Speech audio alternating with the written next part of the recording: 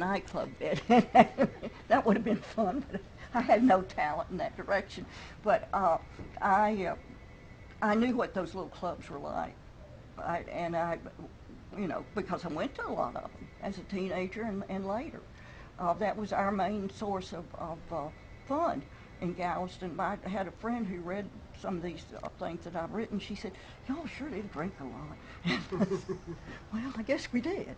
But smoking and drinking were our drugs, you might say, in my generation. I don't know if that's changed or not, really. Well, smoking and drinking and doing drugs, I think are Oh, moving. yeah, there you go. Yeah. But talk about a young woman in this time period and the challenges that she faces. Well, It seems to be a theme in some of your work. yeah.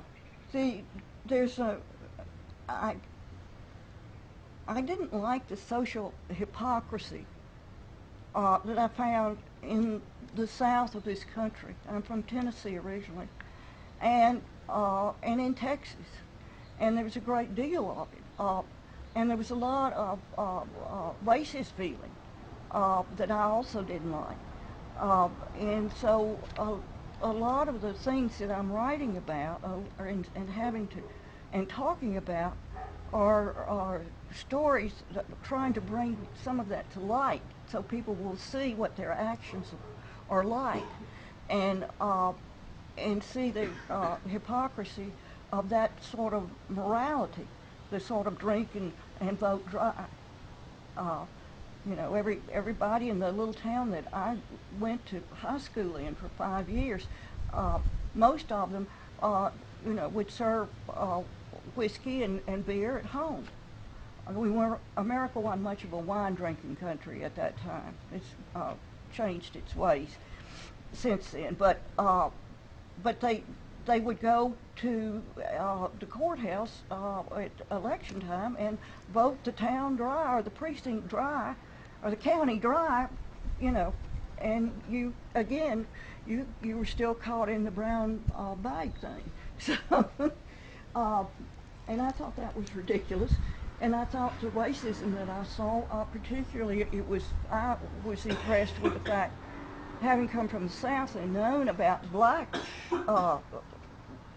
people's racist feelings about blacks, then I noticed immediately the feelings about Mexican Americans.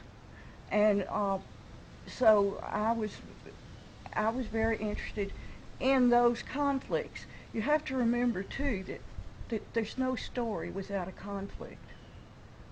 You have to have a conflict to have a story. And so those social conflicts became the conflicts of very often of my stories. So what was the inception? How do you begin writing a story? What's the inception of My Brother's a Cowboy? What gets you to start writing that story? I don't know, really. Sometimes I know.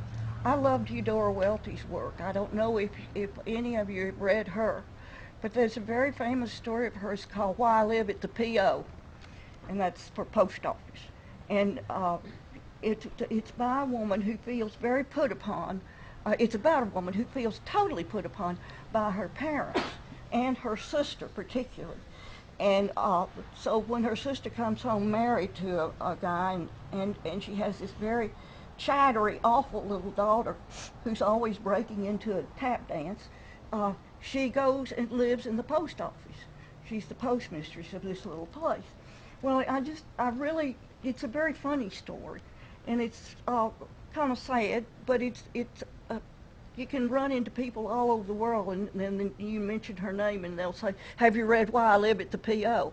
But she was almost paranoid. I mean, this woman was about her whole family. So she was very put upon, and I guess I kind of felt that way about the fact that my brother seemed to be able to do anything and get away with it, but I couldn't. And so I And your brother is in fact a cowboy. yeah, and he was in fact a cowboy. So he was getting into ranching and all that kind of thing, and he really did, the bit with the bull. He really did go. He had worked for the guys that were running the auction, which is a livestock auction. And he knew that this old Bramer bull was really a very gentle bull.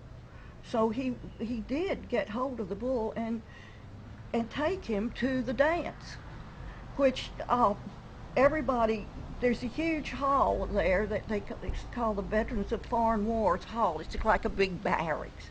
Kind of And like the SBJST hall you went to.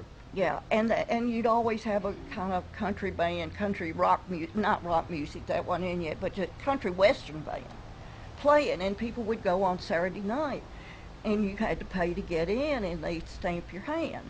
And my brother had paid to get in, and the woman who was making the was doing the stamping wouldn't believe it.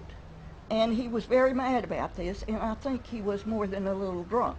Anyway, he goes down to the auction barn, which is right next to the VFW hall, and gets the bull, and really does bring him inside the dance hall. This was written about in the newspaper, of course, where my parents would find out most of what my brother was doing. And so that they were amazed and wondering and laughing too by the time it was over. But I used that in the story, and then he did get really unhappy in college, and so he left and joined the paratroopers. And the business about jumping out of planes and spitting tobacco on the way down, he did this. He was somebody who was trying to grow up in every kind of way, sometimes very destructive ways.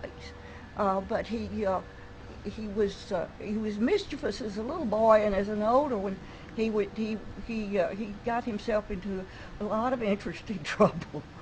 So.